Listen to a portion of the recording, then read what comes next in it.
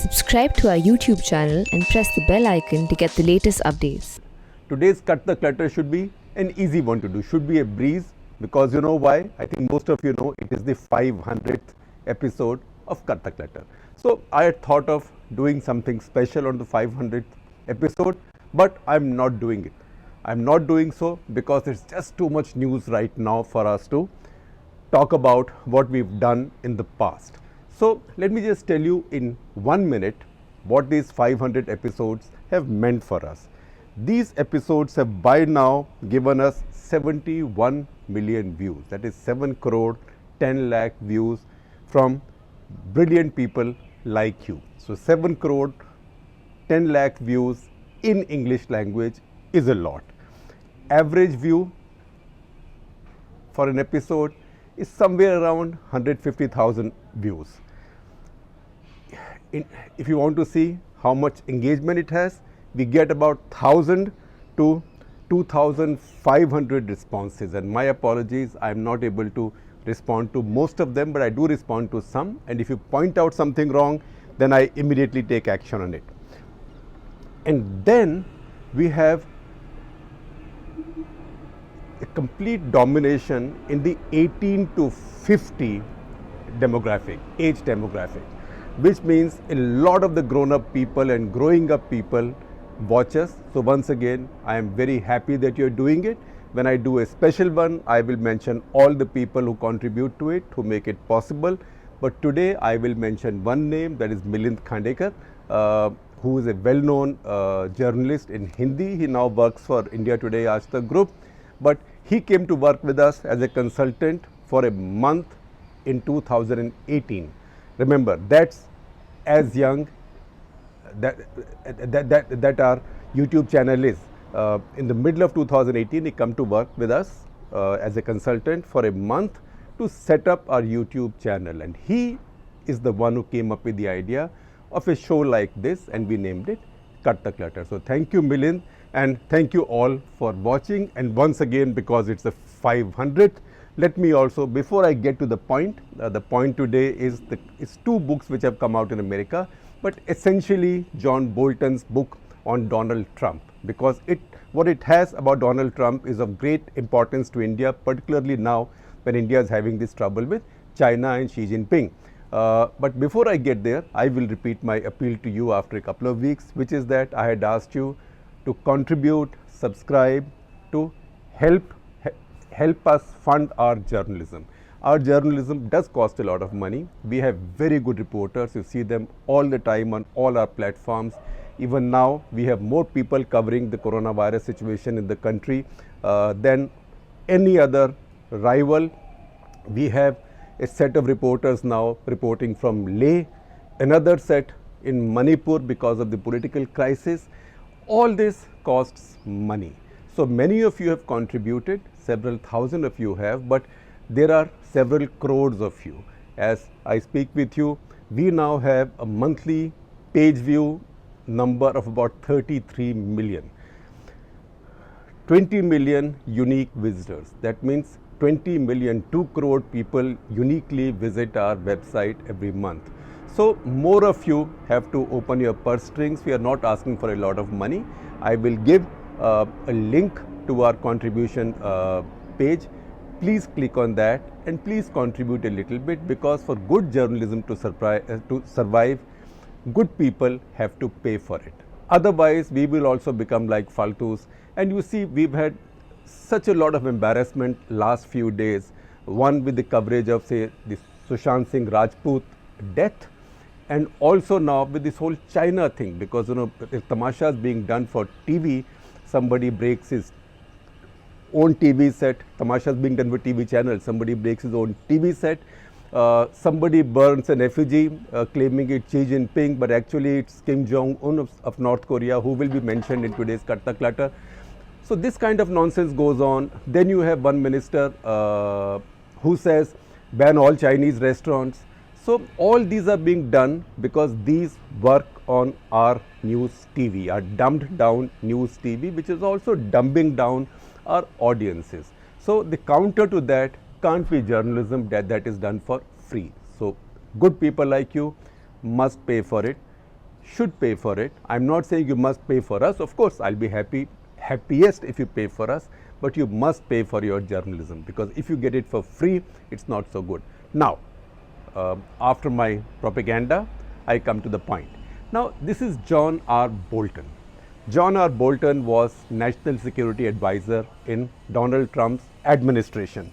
Now, it's very difficult to be one of these top characters working around Donald Trump, because every seat around Donald Trump is the ejection seat.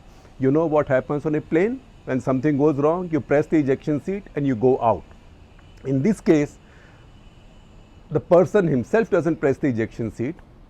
Donald Trump ejects you from your seat. So if you look at Donald Trump's record, he's had 2 national security advisors, that is General H.R. McMaster and John Bolton. Now he's on to his 3rd, that is Robert O'Brien. First lasted 412 days, second one 520 days, third one 272 days and counting. White House Chiefs of Staff, Reince Priebus lasted 192 days, John Kelly lasted 519 days. You will find his mentioned today's discussion. Mick Mulvaney, who continues now, has been there for 454 days. So 3 White House Chiefs of Staff, 2 Attorney Generals, that is Jeff Sessions and William Barr, who you see right now. Secretaries of Defense, 2, Jim Mattis and now Mark Esper, who we are told Donald Trump came on the verge of firing just a week back because he resisted Trump's call to call out the troops to put down these protests, race protests. So it's been very tough to work with Trump, but John Bolton, if anybody was to survive with Trump, John Bolton was more likely to have done it, because he is a raving right-winger. He's a raving right-winger who wants America to conquer the world, and conquer the world as in a manner that you can't imagine. See, he thinks, for example, he's an American nationalist. He thinks that America should bring about regime changes in several countries to, quote unquote, improve the state of the world. So regime change in North Korea, in Iran, in Syria, in Venezuela, in Libya, and pardon me if I forget something. So he was one of those characters, but didn't last with Donald Trump. Now, this is a 592-page book. The book will be released next week. But newspapers, New York Times, Washington Post, Politico, they've all done stories based on the book, because as always happens, when you have big books, rushes of those books are released or they are leaked. So there are a few highlights here which are very important. You've read some, but I'll repeat some, but I will also underline what is important for India right now. So first of all, India has this big trouble right now with China. Now, what is the balance to China in the world? The balance to China in the world is the superpower. China is the deputy superpower. China is challenging the superpower. The reason China is able to behave the way it is doing right now is because it thinks the superpower has weakened under Donald Trump. Now, the superpower has tried to do things to balance China, to which India is party. Among those is setting up the Quad, that is a quadrilateral, that is US, India, Japan, Australia. So all 4 navies particularly will work together, they will exchange notes. This is a strategic security alignment, but the anchor of that alignment is Donald Trump. So if there is anybody you need to balance China or to calm down China or calm down Xi Jinping and his ambitions, it has to be Donald Trump. But can he do it? So John Bolton in his book says that Donald Trump, in fact, in 2019 requested or pleaded with Xi Jinping to help him win his next election, his re-election in 2020, and said, if you buy more soybean and wheat from me, farmers are very important in terms of votes. You know, farmers are very important everywhere because they have a lot of votes. I'm adding that. So he says, you know, farmers are very important. So if you buy American wheat and American soybeans, it will really help me in my re-election. That's what John Bolton says. Then he goes on to say that in a one-on-one meeting in June 2019 during the G20 in Japan, Xi Jinping complained to him that Democrats, that there was a lot of criticism of China in America. And Donald Trump immediately presumed that he meant that Democrats were criticizing China. And Donald Trump jumped on it, and he said immediately, yes, it is the Democrats who are doing it. So I'll quote from John Bolton's book. It says, Trump immediately assumed Xi meant the Democrats. Trump said approvingly that there was great hostility among the Democrats for China. He then stunningly, John Bolton's words, he then stunningly turned the conversation to the coming US presidential elections, alluding to the Chinese economic capability to affect the ongoing campaigns in America, pleading with Xi to ensure his victory. So not just by buying his agricultural produce, you could then say, oh, he was just trying to entice Xi into buying more American agricultural produce, but also asking him to use his economic might to influence the campaigns in America. That can mean anything, that can mean social media, that can mean other media, that can be manipulation, that can be underhand dealings. Then he goes on and he said, another meeting, he tells Xi Jinping, because there is a lot of pressure on China on human rights issues, China has effectively started a process, not effectively, definitely started a process of coercive Sinicization, as it's called, of the Uyghur Muslims of Xinjiang province. So they are being taken to internment camps, which are like concentration camps, and they are being Sinicized. So they are being made Chinese, quote unquote, from Muslim. And on that, there is a great deal of revulsion around the world, in the Islamic world, but nobody dares to talk about it, least of all the Pakistanis. They are worried about Muslims all over the world, but not in China, not the Uyghurs. But from the Western world, there's been a lot of pressure. So Bolton says that Trump said Xi Jinping should go ahead with building the camps, which Trump thought was exactly the right thing to do. And then he goes on to say, but his view of human rights was just like that all the time, whatever the pretense. Then he says that when he was doing it, Matt Pottinger, who is a former member of National Security Council, he told Bolton that he had expressed this view, Trump had expressed this view in 2017 too. Now the US Congress has imposed sanctions on China and some Chinese officials for what's happening at these Uyghur concentration camps. But the fact is, if you see all this, is this the man you are counting on now to be on your side when you are dealing with Xi Jinping? So if you read this, and if this is true, I don't see the reason to believe that this may be problematic in emphasis, because obviously John Bolton does not love Trump anymore, and Trump doesn't love him. Trump said he was a nobody, he was a washed out man, I gave him this job, and he's a liar. Trump has also tried to use the law to prevent the publication of the book, but has failed. So you can, even if you say that this is a colored interpretation, but there is enough evidence there to tell you that if the Quad is the answer to China, to balance China, or if an alliance with America is the way to balance China. India and America have said several times they are strategic allies. Then America under Donald Trump, America under this president is a dodgy proposition. And that's why Xi Jinping is doing what he is doing, because he knows the time window for him is also limited. Because if you see the latest polls in America, I saw last night, in fact, Trump's disapproval ratings are now 57%. So those are going up, and those are not reversing. So once a momentum picks up, you don't know what might happen. Although we had talked about in detail in an earlier episode a couple of days back, I will give you a link to that. Then Bolton goes on to say, it is not just Xi Jinping.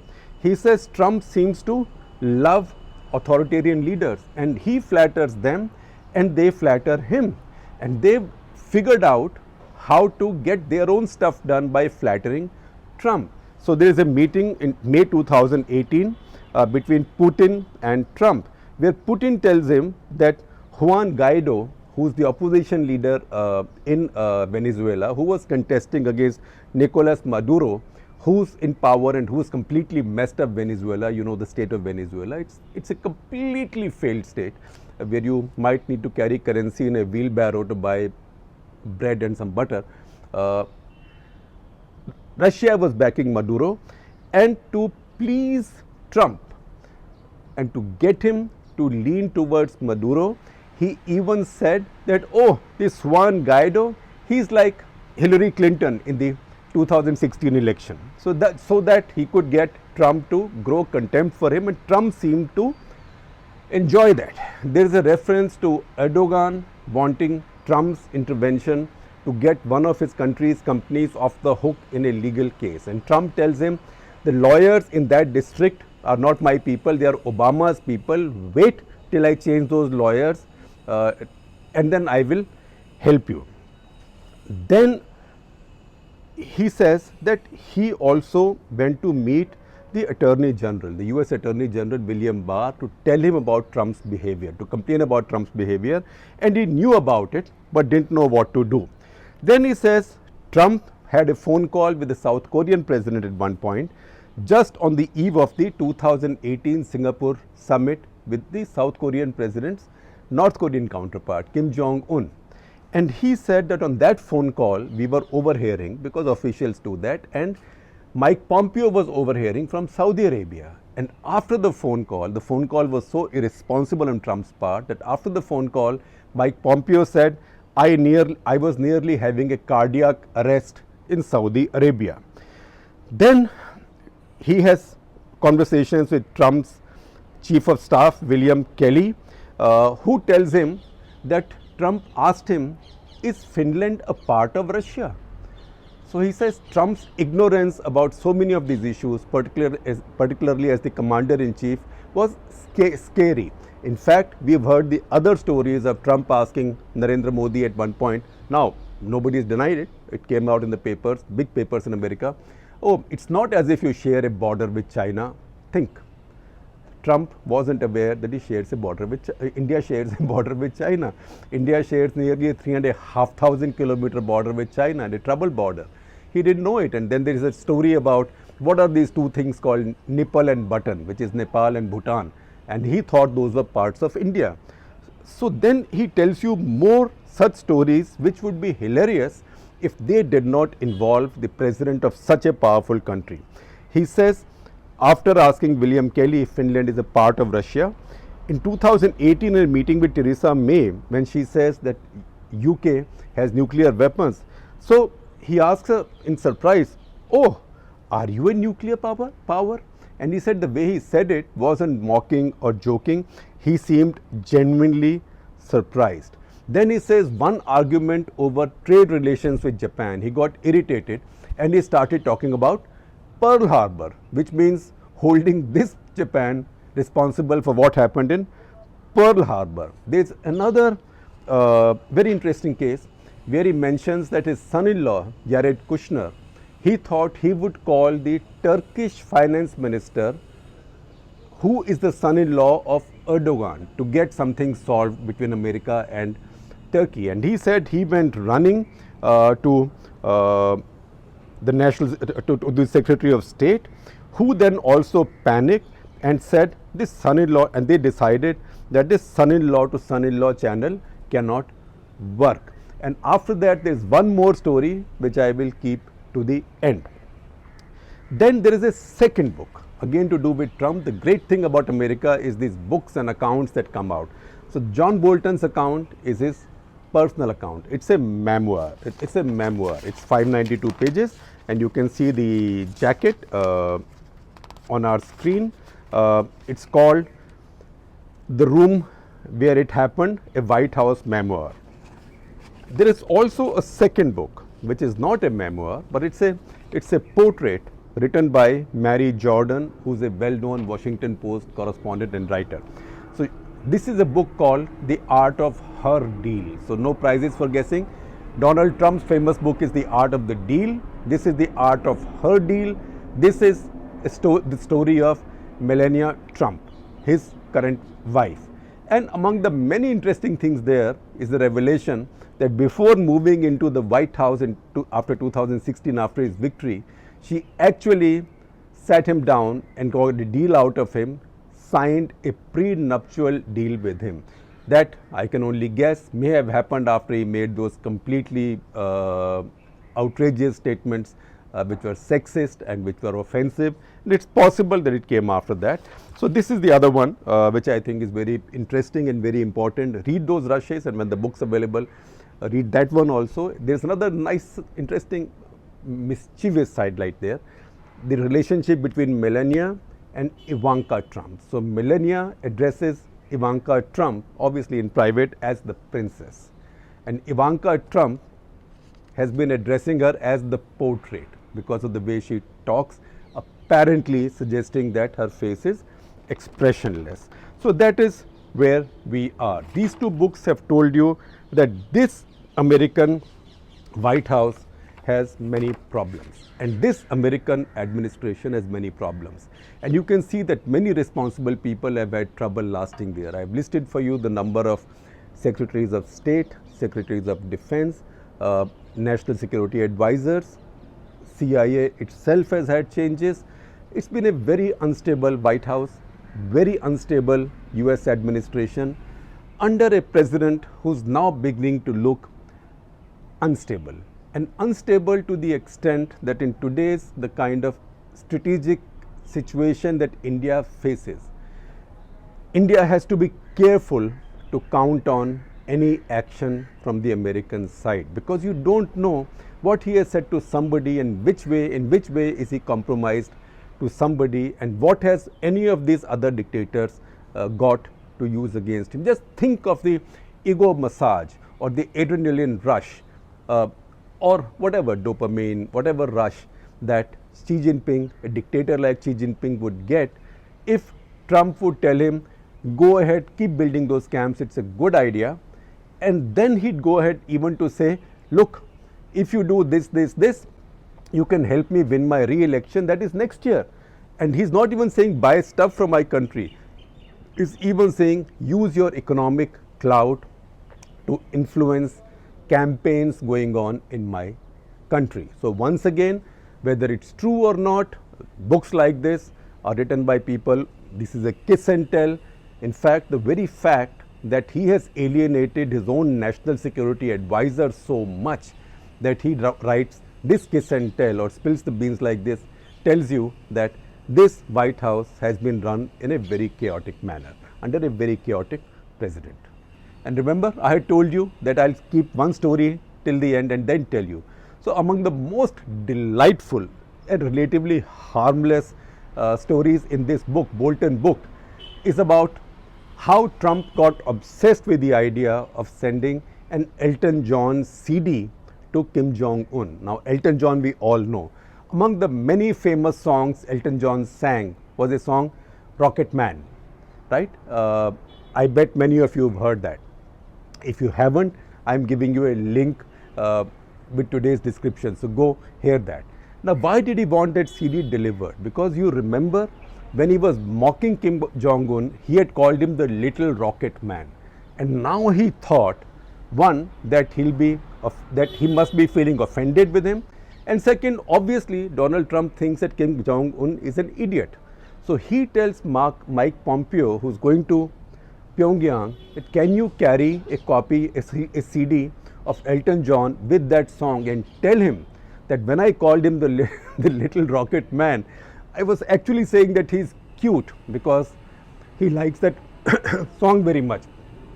As it happens, Mike Pompeo never met Kim Jong-un on that visit and did not give the CD, but this remained a big concern with Donald Trump. So once again, since I'm an Elton John fan, I'd say this is the cuter side of Donald Trump. And if you want to listen to that song, maybe after many, many years, please click on the link. It will take you right there. So thank you very much for watching. And once again, remember, you should pay for good journalism.